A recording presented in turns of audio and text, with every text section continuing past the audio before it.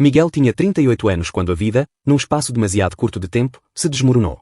O casamento, que durante anos parecia sólido, ruiu numa sequência de discussões, silêncios e acusações veladas que terminaram num divórcio frio, sem abraços nem despedidas dignas de um fim partilhado. Ao mesmo tempo, a carreira a que se tinha dedicado com rigor e noites sem dormir deixou de existir. A empresa faliu, os projetos secaram, os colegas desapareceram como se nunca tivessem partilhado a mesma sala. Quando se deu conta, Miguel tinha perdido não só uma relação, mas também a identidade profissional que durante anos o definira. Foi nesse vazio que surgiu a decisão de voltar a Guimarães, a cidade onde crescera, mas da qual fugira ainda jovem, convencido de que nunca mais precisaria de olhar para trás. A viagem de regresso não tinha nada de triunfal, era uma marcha forçada, quase um exílio autoimposto. Para muitos, voltar à casa de infância podia ser um gesto de conforto. Para Miguel, significava encarar as ruínas emocionais que tinha evitado durante anos. Cada rua estreita, cada pedra antiga parecia sussurrar-lhe que não havia futuro, apenas um passado repetido até à exaustão. A casa estava como a tinha deixado, paredes gastas, janelas que rangiam com o vento, móveis cobertos de pó. O silêncio não era apenas ausência de vozes, mas um peso físico, uma presença opressiva que o seguia de divisão em divisão. Miguel sentia que vivia dentro de um corpo morto de memórias, e cada canto da casa era um espelho das suas próprias falhas. O frigorífico vazio, o jardim abandonado, os relógios parados. Tudo parecia confirmar que o tempo, ali, se tinha recusado a avançar.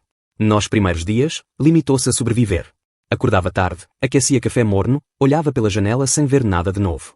O jardim, que em tempos fora o orgulho da família, transformara-se num amontoado de ervas daninhas, arbustos secos e árvores mutiladas pelo abandono. As flores que a mãe cultivara com cuidado tinham desaparecido, substituídas por um caos de raízes e folhas mortas. Miguel via naquele cenário a imagem perfeita da sua própria vida, um espaço que já tivera cor e energia, mas agora era apenas cinza e estagnação. Foi nesse contexto que decidiu contratar alguém para cuidar do jardim. Não era vaidade nem desejo de beleza. Era, sobretudo, incapacidade de lidar com mais um reflexo da sua decadência. Procurou anúncios discretos na internet e encontrou um que parecia banal: serviços de jardinagem, estudante, flexível, de confiança. O nome destacado era simples: Tomás. A idade, 22 anos. Miguel hesitou. O contraste era demasiado evidente. Ele, com quase 40 anos e uma vida em ruínas. O rapaz, jovem, provavelmente cheio de planos, de futuro. Mesmo assim, enviou uma mensagem curta. Um gesto quase automático, como quem atira uma pedra a um poço sem fundo apenas para ouvir o som da queda. A resposta chegou rápido, educada, direta. Tomás propôs visitar a casa no dia seguinte, às 8 da manhã. Miguel pensou em cancelar, em inventar uma desculpa, em manter-se fechado na sua solidão. Mas não o fez. Talvez fosse a curiosidade. Talvez fosse a esperança mínima de que alguém, mesmo um estranho, pudesse interromper o ciclo sufocante do silêncio. Na manhã seguinte, antes de ver o rapaz, ouviu o som de uma bicicleta a travar junto ao portão. Miguel observou pela janela. Tomás entrou no jardim com uma naturalidade desconcertante, como se aquele espaço de abandono não o intimidasse. Apresentou-se com um sorriso contido, sem a menor arrogância, e começou a percorrer o terreno. Os olhos não denunciavam julgamento, apenas uma avaliação prática. Depois de alguns minutos, falou com calma: vai demorar, mas consigo dar vida a isto outra vez. Miguel ficou em silêncio, dividido entre a descrença e uma centelha de esperança. Havia algo naquela frase, na serenidade do tom, que o provocou. O rapaz não estava apenas a falar de plantas. Ou pelo menos era assim que soava. Como se, por baixo da superfície, tivesse lançado um desafio: dar vida ao que parecia morto, dentro e fora do jardim. Essa ideia ficou a ecoar. Miguel não sabia se queria acreditar nela, mas não conseguiu ignorá-la. O jardim continuava seco, a casa continuava fria, mas a presença de Tomás introduziu uma fissura nesse silêncio total. Uma fissura que podia significar perigo, ou podia significar começo. E Miguel, mesmo sem admitir em voz alta, sentiu-se inquieto com essa possibilidade. O primeiro dia de trabalho de Tomás no jardim não trouxe milagres visíveis, mas trouxe algo mais perturbador: movimento. Miguel, habituado ao silêncio denso da casa, de repente ouviu o som de tesouras a cortar galhos, de raízes arrancadas, do arrastar do balde cheio de água. Eram ruídos banais, quase imperceptíveis, mas quebravam a monotonia que o vinha a sufocar. Miguel observava da janela, tentando convencer-se de que estava apenas a vigiar o serviço, quando na verdade estava a vigiar o próprio vazio a ser invadido. Nos primeiros dias, Tomás falava pouco. Trabalhava de mangas arregaçadas, ausente em música que saía baixa do telemóvel, focado em limpar o caos da terra. Miguel limitava-se a acenar ou a levar-lhe uma garrafa de água, mas já nesses gestos simples havia um desconforto intrigante. A presença daquele jovem obrigava-o a medir cada movimento, cada palavra. Era como se alguém tivesse colocado um espelho no meio da sua vida, refletindo não apenas a casa abandonada, mas também o cansaço que trazia dentro. A primeira conversa real aconteceu junto à ameixeira velha, que resistia ainda no canto do quintal. Tomás examinou os ramos e comentou, com leveza surpreendente: deve ser podada na lua minguante, é quando a árvore responde melhor. Miguel, quase em tom de desafio, perguntou se acreditava mesmo nessas coisas. O rapaz não se ofendeu, não recuou, sorriu e respondeu: acredito que tudo tem o seu tempo. E que respeitar esse tempo ajuda. Mesmo que não entendamos tudo. A frase, tão simples, ficou presa em Miguel como uma provocação. Passou o resto da noite a pensar nela, sem saber explicar porquê. Com o passar das semanas, a rotina ganhou contornos novos. Tomás chegava cedo, o som do portão a abrir tornava-se o sinal de que o dia começava. Miguel, que antes acordava tarde e sem pressa, começou a levantar-se mais cedo só para escutar os passos ligeiros no quintal. O jardim, embora ainda longe de recuperar a antiga vida, já não era apenas um espaço morto. O silêncio, antes pesado, transformava-se em ruído vivo, o vento nas folhas, os pássaros que regressavam, a água a correr demasiado tempo da mangueira esquecida. Numa dessas manhãs, Tomás trouxe uma muda de lavanda. É sobra. Plantei em casa, achei que combinava aqui, disse, enquanto cavava um pequeno buraco na terra endurecida. Miguel observou, e o gesto de enterrar aquela planta parecia mais profundo do que um simples trabalho de jardinagem. Era como se o rapaz estivesse a enterrar esperança no mesmo solo onde Miguel só via falhanços. A lavanda pequena, frágil, tornou-se inesperadamente um símbolo de algo que ele não conseguia nomear. As conversas começaram a ganhar espaço. No alpendre, ao partilhar um café improvisado, falavam de livros, de filmes antigos, de histórias que Miguel julgava esquecidas. Tomás falava da faculdade, dos trabalhos pesados, dos sonhos ainda em aberto. Miguel respondia pouco, mas escutava com atenção rara. A leveza com que o rapaz via o mundo era quase uma afronta. Como era possível falar de futuro com tanta naturalidade quando tudo nele próprio parecia ter ficado para trás? Essa diferença de olhares despertava nele uma mistura de fascínio e desconforto. Houve dias de chuva em que Tomás não apareceu. E nesses dias Miguel percebeu o quanto se habituara à sua presença. A casa voltava a ser grande demais, fria demais, e o jardim parecia mais morto do que nunca. Pela primeira vez em anos, sentiu falta de alguém com quem não precisava de explicar tudo, alguém que simplesmente ocupava espaço com naturalidade.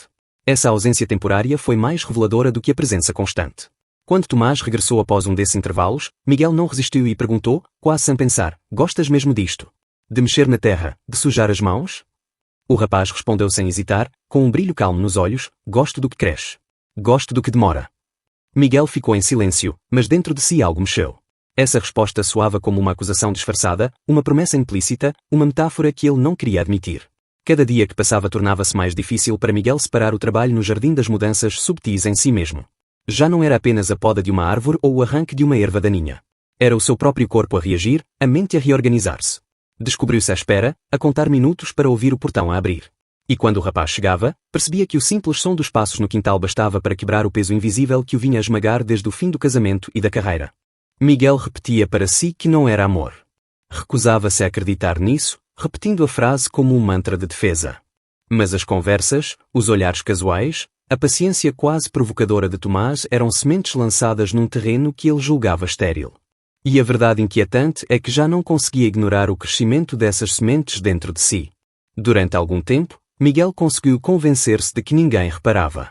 O portão a abrir todas as manhãs, o jovem de bicicleta a entrar no jardim, os dois a conversar no alpendre, parecia-lhe que eram apenas detalhes invisíveis aos olhos dos outros. Mas Guimarães não é uma cidade onde as coisas passem despercebidas por muito tempo.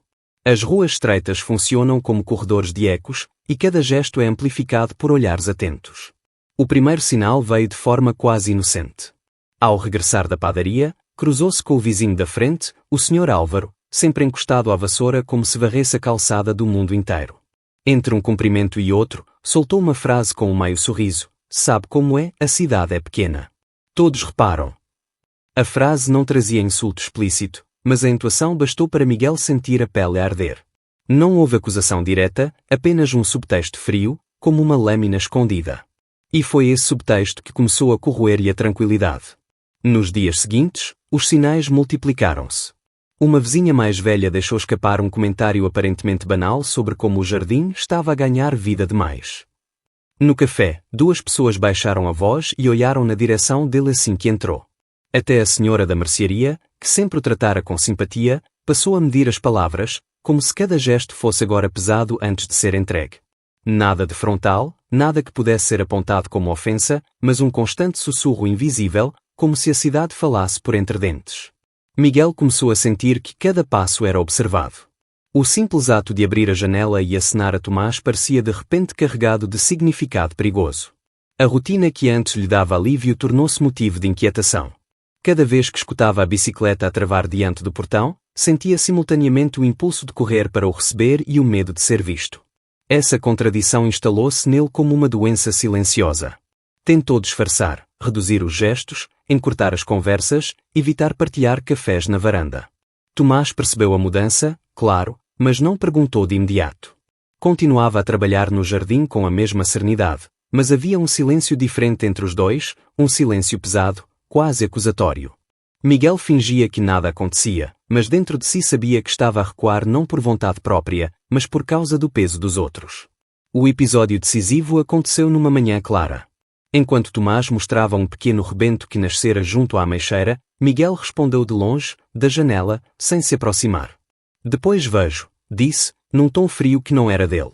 O rapaz hesitou, manteve-se por uns segundos em silêncio e depois voltou ao trabalho sem insistir. Foi nesse instante que Miguel percebeu o tamanho da distância que se estava a abrir, não apenas no jardim, mas dentro dele. Poucos dias depois, Tomás deixou de aparecer. Não houve mensagem, nem aviso. O portão permaneceu fechado, o jardim silencioso, e Miguel ficou sozinho diante da própria escolha. Tentou convencer-se de que era melhor assim, que estava a evitar complicações, que se estava a proteger. Mas cada noite, ao olhar o caderno onde costumava escrever fragmentos de pensamentos, só encontrava vazio. O que antes parecia um refúgio transformou-se num espelho cruel. Quanto mais se escondia, mais percebia que o silêncio da cidade tinha se tornado o seu próprio silêncio. Os dias sem Tomás arrastaram-se com um peso insuportável. O jardim voltou a parecer morto, apesar de as plantas estarem lá. As ervas daninhas não tinham regressado, mas a ausência de movimento, de presença, tornava o espaço mais desolador do que nunca. Miguel caminhava de um lado ao outro, incapaz de escrever, incapaz de dormir em paz. Sentia-se covarde, dominado por olhares que talvez nem existissem, mas que dentro da sua mente tinham adquirido a força de uma multidão.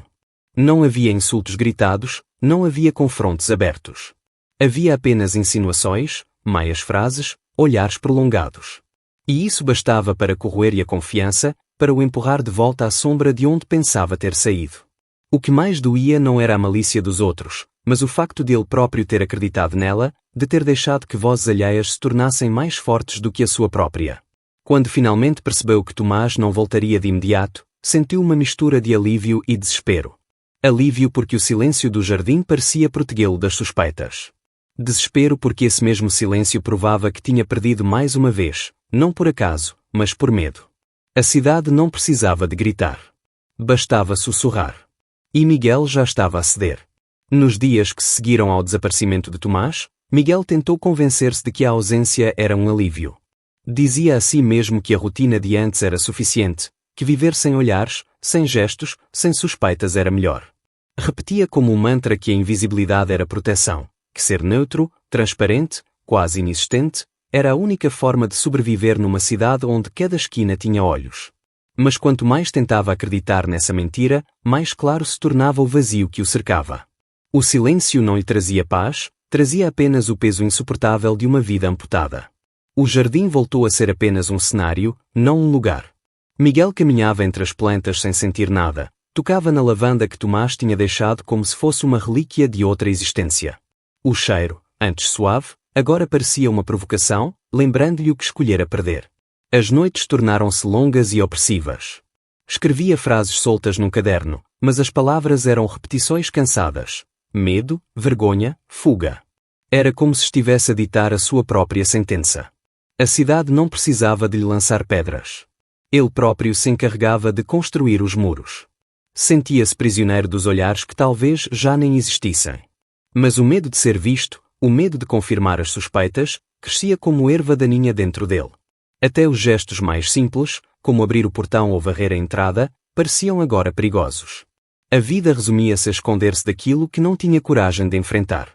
Foi nessa espiral de auto-engano que percebeu o absurdo. Não eram as frases dos vizinhos que o destruíam, eram as vozes que ele próprio alimentava na sua cabeça. O verdadeiro inimigo não estava fora, estava dentro. Era ele quem prolongava cada sussurro até se tornar um grito ensurdecedor. Era ele quem repetia as palavras nunca ditas, até acreditar nelas como verdades inquestionáveis. E essa revelação, dolorosa e quase cruel, foi o que o empurrou para o limite. Numa manhã de domingo, depois de uma noite sem dormir, encontrou à porta da casa uma pequena sacola. Dentro havia uma muda de manjericão e um bilhete curto. Às vezes é preciso escavar um pouco, para que a raiz não morra. Não havia assinatura, mas não precisava. O gesto tinha a marca inconfundível de Tomás. Miguel segurou a planta nas mãos durante longos minutos, incapaz de decidir se aquilo era um recomeço ou uma provocação. O coração batia-lhe como se tivesse sido apanhado em flagrante. Naquela mesma tarde, escreveu uma mensagem curta: "Se quiseres falar, estarei aqui amanhã às 10. Não esperava resposta. Preparou-se para o silêncio. Mas no dia seguinte, à hora marcada, Tomás apareceu. Sem ferramentas, sem mochila, apenas ele. Sentaram-se juntos no banco de pedra sob a figueira. O silêncio prolongou-se, denso, quase insuportável. Miguel sabia que tinha de falar, mas as palavras pesavam como correntes. Finalmente, com voz baixa, deixou escapar: "Não foi justo o que fiz." Tomás não reagiu de imediato. Esperou, com a paciência de quem sabe que o essencial vem devagar. Miguel continuou, tropeçando nas frases: "A verdade é que sempre fugi. A vida inteira. Evitei confrontos, fiz o que esperavam de mim. E quando tentei ser diferente, perdi tudo. O casamento, o trabalho, a minha própria coragem. E agora, quando algo começa a fazer sentido outra vez, escondo-me de novo. Não por ti, mas por medo do que os outros veem, ou do que tu possas ver em mim." Tomás escutava sem interromper, mas os olhos diziam mais do que qualquer resposta. Era como se estivesse a segurar um espelho diante dele, obrigando-o a encarar-se sem máscara. Miguel respirou fundo, sentindo o peso da confissão. Pela primeira vez em muitos anos, não estava a desempenhar um papel, não estava a construir desculpas. Estava apenas a expor a fragilidade nua daquilo que era. "Não sei o que somos", disse por fim, "só sei que contigo aqui as coisas pesam menos." A frase saiu trêmula, mas verdadeira. Tomás esboçou um sorriso pequeno, quase imperceptível, e respondeu com calma: "Não precisamos de saber tudo agora. Mas precisamos de parar de fugir."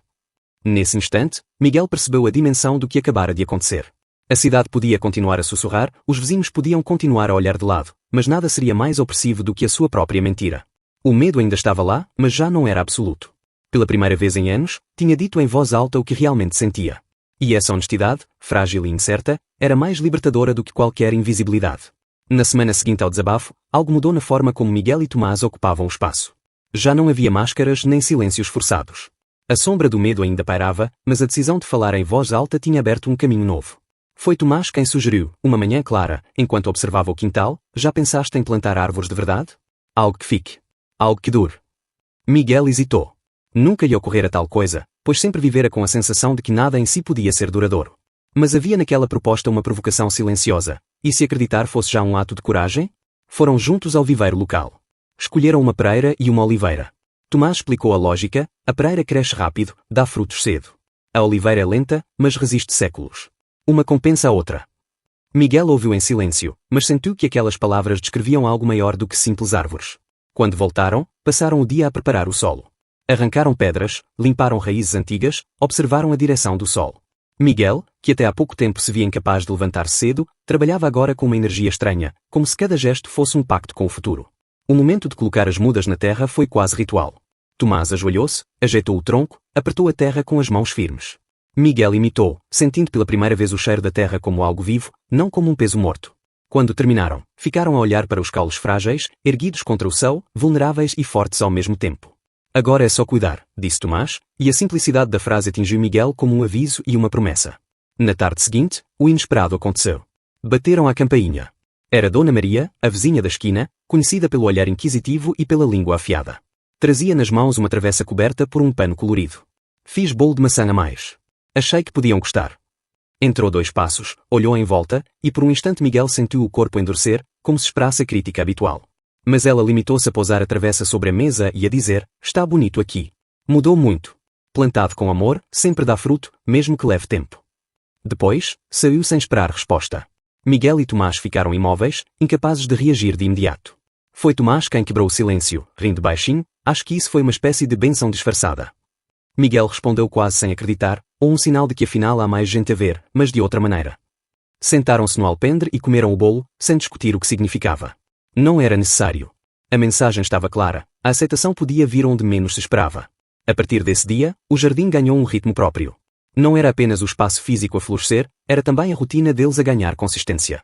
Passaram a fazer pequenas refeições juntos, a planear canteiros, a partilhar silêncios que já não eram pesados, mas plenos. Miguel descobriu que já não desviava o olhar quando alguém passava na rua. Respondia aos cumprimentos com naturalidade, como se a vergonha tivesse perdido força. Não havia declarações grandiosas, nem promessas. Havia apenas presença, uma presença concreta que não precisava de ser explicada. Numa tarde luminosa, enquanto regavam as árvores recém-plantadas, Miguel olhou para os troncos finos e pensou que talvez nunca visse a pereira dar os primeiros frutos, nem a oliveira tornar-se robusta. Mas, pela primeira vez, isso não lhe importava. Plantar era já acreditar. Não se tratava de futuro garantido, mas de deixar raízes, de aceitar que a vida podia crescer para além do medo. E foi nesse instante, sob a figueira antiga e ao lado do rapaz que desafiara os seus silêncios, que Miguel entendeu: o verdadeiro começo não estava em fugir do julgamento alheio, mas em parar de fugir de si próprio. O jardim, antes símbolo do abandono, tornara-se agora um território de resistência e esperança. E cada nova raiz, enterrada na terra ainda úmida, era a prova silenciosa de que a vida, apesar de tudo, podia sempre recomeçar.